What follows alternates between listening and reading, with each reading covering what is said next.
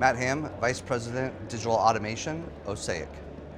We've been using Automation Anywhere solutions for the last 15 months, so we're relatively new to the program.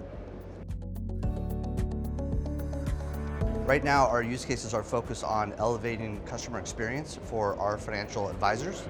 We also call them financial professionals. And we're looking to improve how we are interacting with them in terms of their requests, if they have requests for updating banking instructions, let's say, or other requests related to accounts. So we're automating back office processing and case management work. The main challenge we were really trying to solve is elevating our service experience.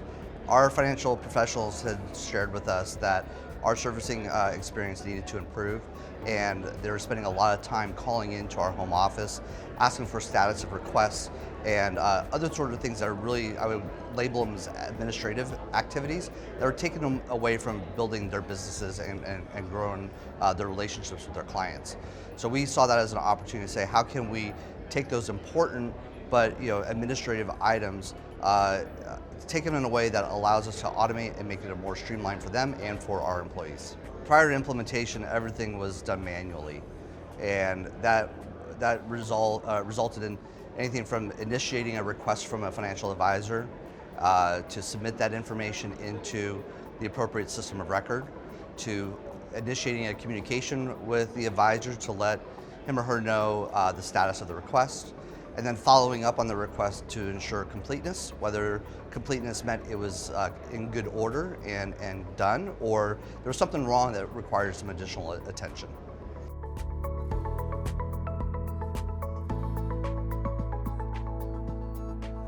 We're currently evaluating that. There's definitely use cases out there.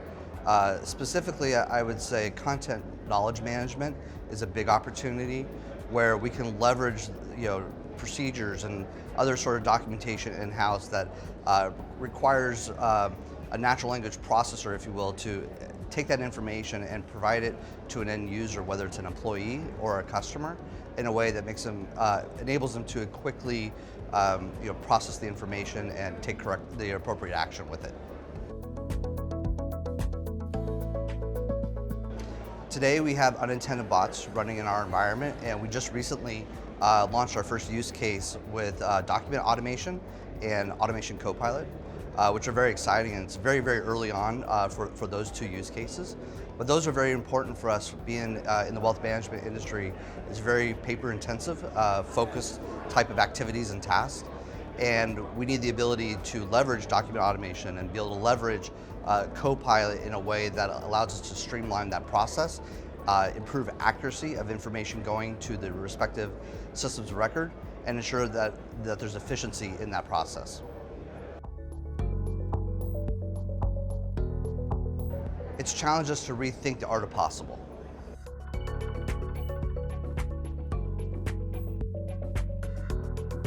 That's still evolving, though we know that it is something that we must address and be early adopters of. I would say we firmly believe that should there be delays in our adoption, that will have an exponential effect, I'll say it that way, on business outcomes and our ability to continue to be competitive and leaders in the industry. Where I'd like to see a little bit better improvement is really, I'll say two things. First, from a product side, I really appreciate the MVP approach, or the minimum viable product approach, to like a Gen 1 of new products and services. It gets it out there, you test it in the market. It would be great if some of those pieces were a little bit more thought through from a user experience perspective. And that, I think, takes just more time getting insights and input from customers like ourselves and others up front, like in a beta test or something like that.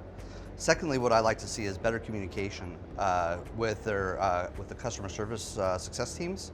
When we submit requests for help, or we're coming across a problem we're trying to resolve, it feels like oftentimes that it's taken longer to resolve than expected.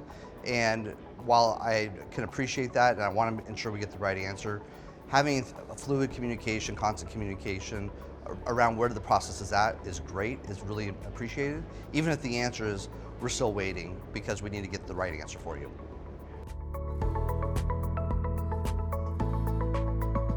We haven't brought it to business users from the standpoint of where they could do citizen development. We're not there in our journey yet. That is on our longer term roadmap.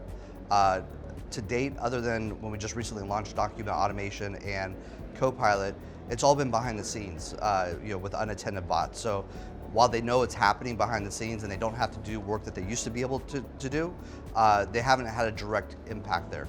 I will say though, from our testing of document automation and our testing of Automation Copilot, it's been a very positive initial response. They like the UI. They like how it's bringing forth information to them up front for them to validate, is this correct or is there something different that we need to adjust to? So from early testing, I'll say it's been a positive outcome. Right now we're integrated with our internal homegrown systems and we have a couple of third-party applications that we integrate with, whether it's through APIs and or UI interactions.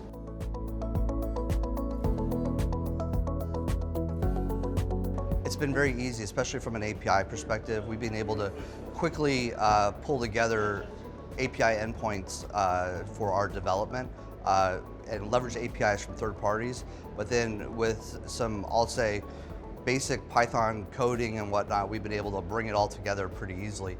If anything, we've spent more time on ensuring we have the right information from the API owner, so that way we get the right connections, entitlements, those sort of things.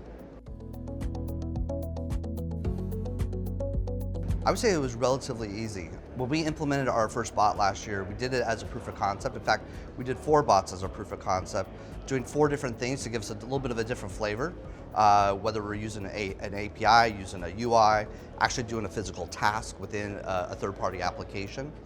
And we leveraged a third-party provider, a consulting firm, to partner with us on that proof of concept. So what they brought was expertise in understanding the ins and outs of the Automation Anywhere platform and ensuring that we were set up for success from that perspective in configuring our control room, ensuring that we were in a timely basis getting those proof of concepts to market so we could see the results of it and determine from a success perspective, how successful can we be with Automation Anywhere's product offering.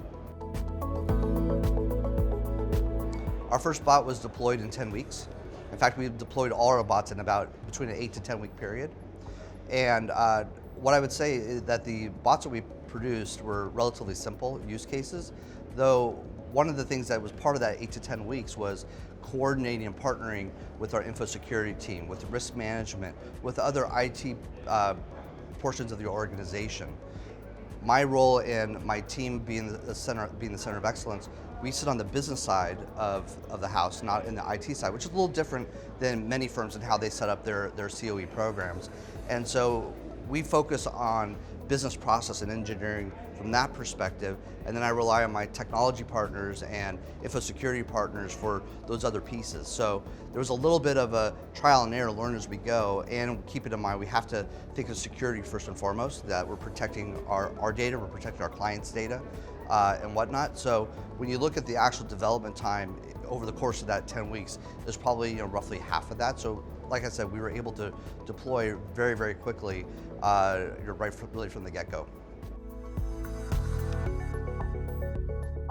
I would say it was relatively easy. I wouldn't say anything really stood out in terms of complex. If anything, it was learning about our own internal ecosystem and how automation fit into that, because it's brand new. We'd never done it before, right?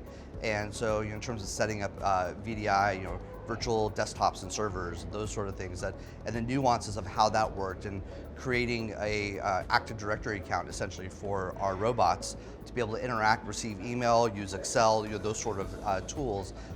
Those were, I think, some of the nuances that we had to learn early on, because we knew we were going to need to replicate this going forward. So, we learned it the first couple of times, right? Little bumps here or there. Again, back to that, roughly 10-week time period.